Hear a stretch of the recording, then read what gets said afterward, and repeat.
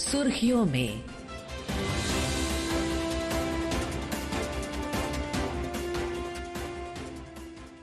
ये आकाशवाणी है।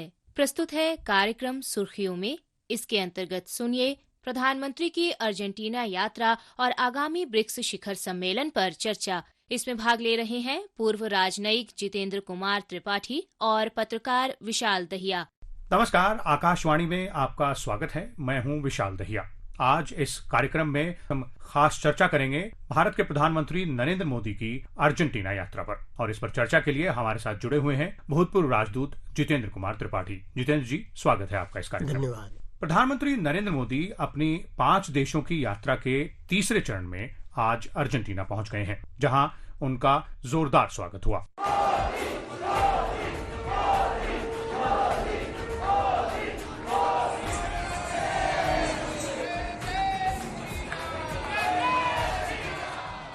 प्रधानमंत्री की अर्जेंटीना यात्रा के दौरान किन किन मुद्दों पर खास नजर रखी जाएगी और किन मुद्दों पर चर्चा होगी, उनकी जानकारी के लिए आइए सुनते हैं प्रसार भारती के संवाददाता मनीष की रिपोर्ट। प्रधानमंत्री की औपचारिक गतिविधियां अर्जेंटीना के महान स्वतंत्रता सेनानी और राष्ट्रीय नायक जनरल होजे दे सान मार्टिन की प्रतिमा पर श्रद्धांजलि अर्पित करने से शुरू होगी। जनरल सान मार्टिन दक्षिण अमेरिका के स्वतंत्रता संग्राम के प्रमुख नेता थे, जिन्होंने अर्जेंटीना, चिले और पेरू को स्पेनिश शासन से मुक्त कराने में अहम भूमिका निभाई। इसके बाद प्रधानमंत्री का औपचारिक स्वागत किया जाएगा। राष्ट्रपति हैवियर मिलेई के साथ द्विपक्षीय वार्ता होगी। बातचीत में महत्वपूर्ण खनिजों में सहयोग और ऊर्जा सुरक्षा जैसे विषयों पर मुख्य रूप से चर्चा होना है। Manish, Akashvani, Buenos Aires. जितेंद्र त्रिपाठी जी, भारत के किसी भी प्रधानमंत्री की अर्जेंटीना यात्रा लगभग 57 साल बाद हो रही है। यानी कि प्रधानमंत्री नरेंद्र मोदी भारत के प्रधानमंत्री के तौर पर अर्जेंटीना की यात्रा करने वाले प्रधानमंत्री 57 साल बाद पहुंच रहे हैं। काफी महत्वपूर्ण माना जा रहा है, क्योंकि अर्जेंटीना अगर एनर्जी सेक्टर की बात करें, आईसीटी की बात करें, शेल गैस रिजर्व्स की बात करें, लिथियम की बात करें, तो काफी महत्वपूर्ण देश है, काफी स्ट्रेटेजिक देश है। इस यात्रा के दौरान क्या वो खास बातें रहेंगी आपके लिहाज से, जिन पर कुछ टेंजिबल रिजल्ट्स, कुछ सकारात्मक नतीजे दोनों देशों के संबंधों को आगे बढ़ाने के नजरिए से देखने को मिल सकते हैं? देखिए विशाल जी, मेरे विचार से ये विजिट जो हो रही है, इतने दिनों तक किसी भी भारतीय प्रधानमंत्री की विजिट वहाँ नहीं हुई। बहरहाल देर आयत दुरुस्त आयत, अब अगर ये हो रही है तो ये बहुत ही स्वागत योग्य है, क्योंकि जैसा आपने कहा कि अर्जेंटीना हमारे लिए बहुत महत्वपूर्ण हो जाता है। उस पूरे परिक्षेत्र में दक्षिण अमेरिका में ब्राजील और अर्जेंटीना 2 सबसे बड़े देश हैं, और अर्जेंटीना के साथ हमारे रिश्ते जो हैं काफी अच्छे हैं। और यहाँ पर क्या चीज डिस्कस होगी, देखिए, pharmaceuticals, trade and health, trade and investment, defence, security, infrastructure, mining, agriculture, food security, green energy, ICT और डिजिटल इनोवेशन वगैरह। तो कई क्षेत्र ऐसे हैं जहाँ की हमारे दोनों देशों के बीच में संबंध, व्यापार के संबंध, डिफेंस के संबंध और उत्तरोत्तर बढ़ सकते हैं। आप एक इसी चीज से देख लीजिए कि अर्जेंटीना बोलीविया और चिली के बाद लिथियम का सबसे बड़ा भंडार रखता है। लिथियम का उपयोग हमारे यहाँ बैटरीज में होता है, टेलीफोन्स में होता है, इसीलिए सारी दुनिया लिथियम और रेयर अर्थ के लिए पीछे दौड़ रही है। तो एक चीज ये है। दूसरी चीज, वहाँ की एग्रीकल्चरल लैंड इतना ज्यादा है, उससे हम फायदा उठा सकते हैं। हम वहाँ पे इन्वेस्टमेंट कर सकते हैं, हम वहाँ पे हेल्थ केयर में इन्वेस्ट कर सकते हैं, डिजिटल ट्रांसफर में हम वहाँ इन्वेस्ट कर सकते हैं। कई चीजें ऐसी जहाँ हम इन्वेस्ट कर सकते हैं। जिस तरह से भारत में डिफेंस के क्षेत्र में या फिर स्पेस के क्षेत्र में प्रगति हुई है, उसका फायदा अर्जेंटीना को मिल सकता है। जी बिल्कुल, अर्जेंटीना को भारत के कई क्षेत्रों का फायदा मिल सकता है। जैसे डिफेंस में प्रगति हुई है, जो सॉफ्टवेयर में प्रगति हुई है, जो प्रगति हुई है डिजिटल पेमेंट में, उसमें फायदा मिल सकता है। और हमें एक और चीज भी मिल सकती है कि अर्जेंटीना चूंकि दक्षिण अमेरिका के दक्षिणी कोने तक है, वहां पर से हमें अपने उपग्रह प्रक्षेपण के लिए भी केंद्र स्थापित करने की संभावना हो सकती है। यानी कि स्पेस के क्षेत्र में दोनों देशों के लिए विन विन सिचुएशन है। और ये आपने जिक्र किया दक्षिणी अमेरिका का, साउथ साउथ कोऑपरेशन जिसकी बात होती है, उस लिहाज से भी अगर अर्जेंटीना को एक एक मैप पे नजर डाल के देखी जाए तो काफी महत्वपूर्ण देश है। जी, साउथ साउथ के हिसाब से आप देखिए तो अर्जेंटीना और ब्राजील 2 को अगर मिला लीजिए तो 80% से ज्यादा लैटिन अमेरिका कवर हो जाता है। अर्जेंटीना का क्षेत्रफल हमारे क्षेत्रफल से करीब 4 लाख स्क्वायर किलोमीटर कम है। हमारा 32 के करीब है, उनका 27 दशमलव कुछ है, और पॉपुलेशन जबकि उनकी कम है। लेकिन हम पूरा उतना बड़ा खित्ता कवर कर ले रहे हैं दक्षिण अमेरिका का। ये काफी महत्वपूर्ण हो जाता है हमारे लिए। और वहाँ पर 15-16 देश उधर हैं और सेंट्रल अमेरिका में कुछ है, तो आप ये समझ लीजिए कि पूरा तो कॉन्टिनेंट हमारा कवर हो जाता है उसमें। एक और महत्वपूर्ण बात होती है त्रिपाठी जी, जब भी हम दो देशों के आपसी संबंधों की बात करते हैं तो उसमें एक बहुत महत्वपूर्ण पहलू आता है, और वो पहलू है जो दोनों देशों के लोग हैं उनके बीच कैसे संबंध है। मैं इसका जिक्र इसलिए कर रहा हूं क्योंकि प्रधानमंत्री मोदी की जहां भी यात्रा होती है, जहां ऑफिशियल विजिट जो होती है, उसमें उनका जो भव्य स्वागत होता है, उसमें प्रवासी भारतीय वहां जो रहने वाले हैं उनकी भीड़ लगातार हमने देखी है किस तरह से उमड़कर सामने आती है। अर्जेंटीना में भी ऐसा ही वाकया देखने को मिला। तो प्रवासी भारतीयों के लिहाज से अगर देखा जाए, पीपल टू पीपल कोऑपरेशन जिसको हम डिप्लोमेटिक लैंग्वेज में कहते हैं, वो कितना मजबूत है दोनों देशों के बीच, और उसमें क्या कुछ नए आयाम खुल सकते हैं? देखिए विशाल जी, मेरे ख्याल से इसमें काफी ज्यादा गुंजाइश है, क्योंकि अभी जो पीपल टू पीपल कनेक्ट है वो कम है। भारत से वहाँ पर सिर्फ 2,500 के करीब लोग हैं जो भारतीय वहाँ पर रह रहे हैं, 2,500 के करीब हैं। इतने बड़े देश से सिर्फ 2,500 की जनसंख्या में वहाँ लोग हैं, तो ये बहुत ज्यादा उत्साहजनक संख्या नहीं है। और वहाँ पे कल्चर जो है, भारतीय संस्कृति की बड़ी मान्यता है। योग हुआ, भारतीय शास्त्रीय संगीत हुआ, भारतीय शास्त्रीय नृत्य हुए, ये सब वहाँ सिखाए जाते हैं। वहाँ यूनिवर्सिटी ऑफ ब्यूनस आयर्स में आपका इंडोलॉजी की चेयर है, यानी कि सॉफ्ट पावर डिप्लोमेसी की बहुत गुंजाइश है। और भारत के तो तमाम वहाँ पर आईसीटी के जितने भी आप नाम ले लीजिए, इन्फोसिस हुआ, टीसीएस हुआ, HCL हुआ, इन सब के वहाँ ब्रांचेस हैं। जी, तो आपने अर्जेंटीना के साथ साथ ब्राजील का भी जिक्र किया, और प्रधानमंत्री अर्जेंटीना के बाद सीधे ब्राजील पहुंचेंगे, वहां पर ब्रिक्स समिट में भी हिस्सा लेंगे, और ब्राजील के साथ द्विपक्षीय जो संबंध है हमारे, उसको लेकर भी चर्चा आगे बढ़ाई जाएगी। थोड़ा सा जिक्र ब्राजील और ब्रिक्स समिट का भी कर लेते हैं, लेकिन उससे पहले ब्राजील में भारत के राजदूत भाटिया जी, उन्होंने क्या कहा प्रसार भारती से बात करते हुए, एक बार वो भी सुन लेते हैं। करीब 57 वर्ष के बाद में भारत के प्रधानमंत्री की ब्राजील में स्टेट विजिट होने वाली है, और इस समिट में दोनों लीडर्स राष्ट्रपति लूला और प्रधानमंत्री मोदी जी बैठ करके कई विषयों पर चर्चा करने वाला है, जिसमें एक राजनीतिक चर्चा तो होगी, उसके अलावा ट्रेड इन्वेस्टमेंट की बात होगी, रक्षा क्षेत्र की बात होगी, माइनिंग मिनरल्स की बात होगी, क्योंकि ब्राजील के पास में क्रिटिकल मिनरल्स और रेयर अर्थ मिनरल्स की बहुतायत है यहाँ पर। उसके अलावा science and technology, agriculture research, ऐसे कई मुद्दों पर यहाँ पर दोनों लीडर्स के बीच में बात होगी।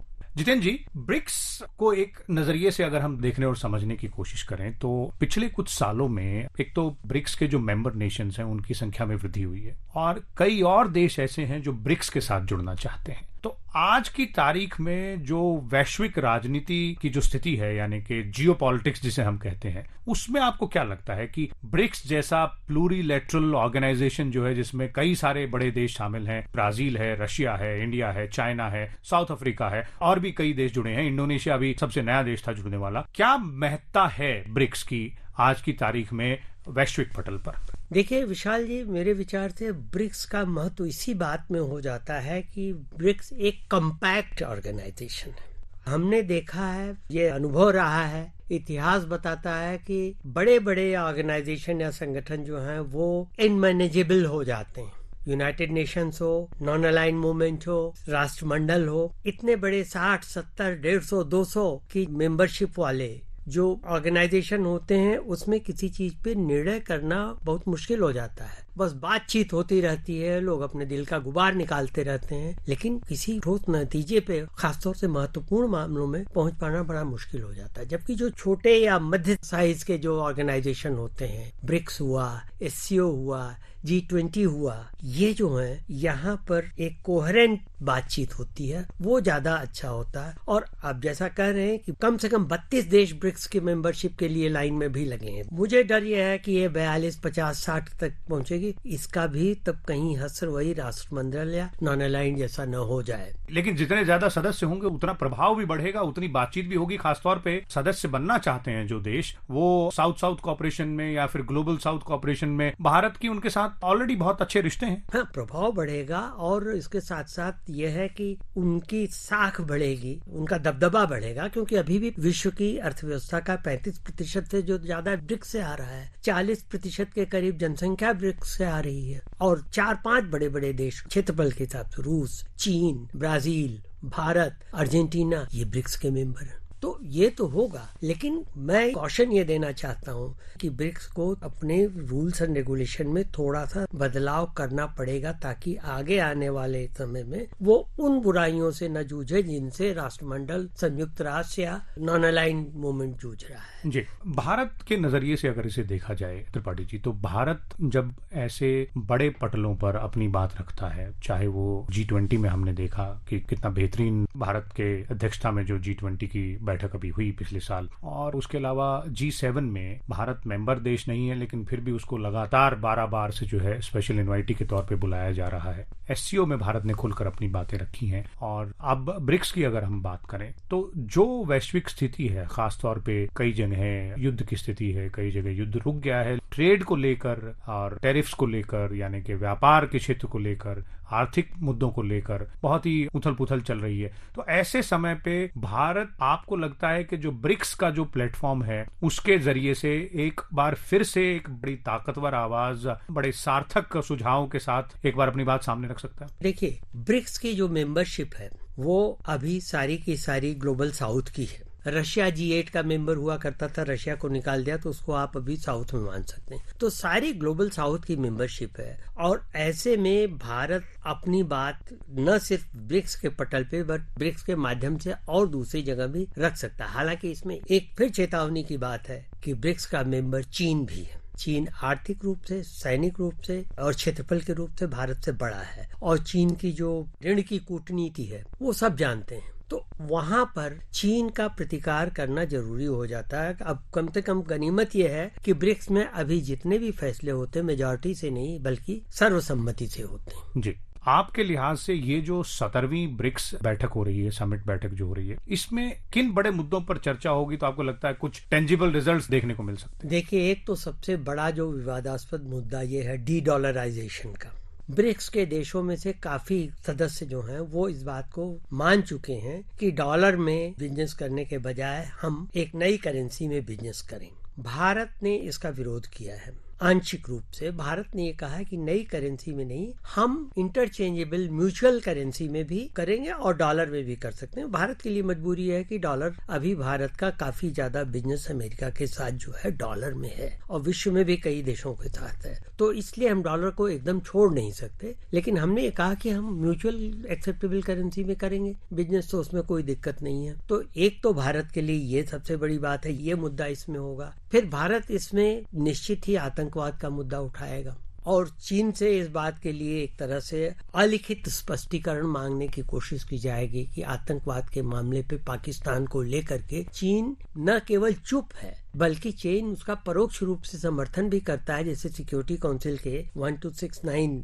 रेजोल्यूशन में जो आतंकवादियों की लिस्ट होती, चीन ने कई बार कोशिश की पाकिस्तान के पक्ष में वीटो किया। तो ये क्यों, कब तक आखिर? तो मतलब ये एक और फोरम होगी जहां पे भारत जो है अपनी बात खासतौर पे आतंकवाद से जुड़े मुद्दों पर मजबूती से सामने रख पाएगा और ग्लोबल साउथ के जो बाकी देश हैं जो या तो परोक्ष रूप से या फिर प्रत्यक्ष रूप से आतंकवाद की समस्या से जूझ रहे हैं, उनका समर्थन भी भारत को और एक क्लाइमेट का भी होगा जी। क्लाइमेट चेंज में, क्योंकि देखिए पेरिस समझौते या उसके बाद के में जो भी ये कहा गया था कि साहब आप $100 बिलियन का आप एक फंड बनाएंगे जिससे विकासशील देशों को नई टेक्नोलॉजी लेने में मदद मिले। क्योंकि आप एक और कहते हैं कि आप कोयले का उपयोग बंद कर दीजिए, नई टेक्नोलॉजी से काम कीजिए, पोल्यूशन फ्री कीजिए। दूसरी ओर आप कहते हैं नई टेक्नोलॉजी जब हम मांगते हैं तो आप कहते हैं नई टेक्नोलॉजी हम इसलिए नहीं दे सकते कि वो हमारे यहाँ प्राइवेट सेक्टर में है, आपको खरीदनी पड़ेगी। तो गरीब देश क्या करेगा? इसलिए जरूरी हो जाता है कि ऐसा कोई फंड बने जहाँ से गरीब देश किटी में से पैसा निकाले। बोलने से काम नहीं चलेगा, उनको उतनी ही मदद भी करनी पड़ेगी, उतनी ही मेहनत भी करनी पड़ेगी अगर क्लाइमेट चेंज के मुद्दे को अगर ढंग से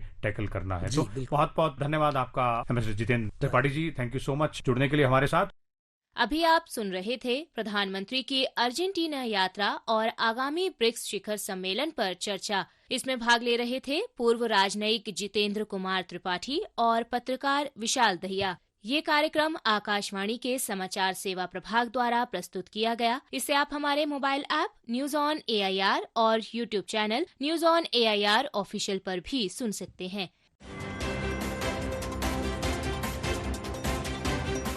सुर्खियों में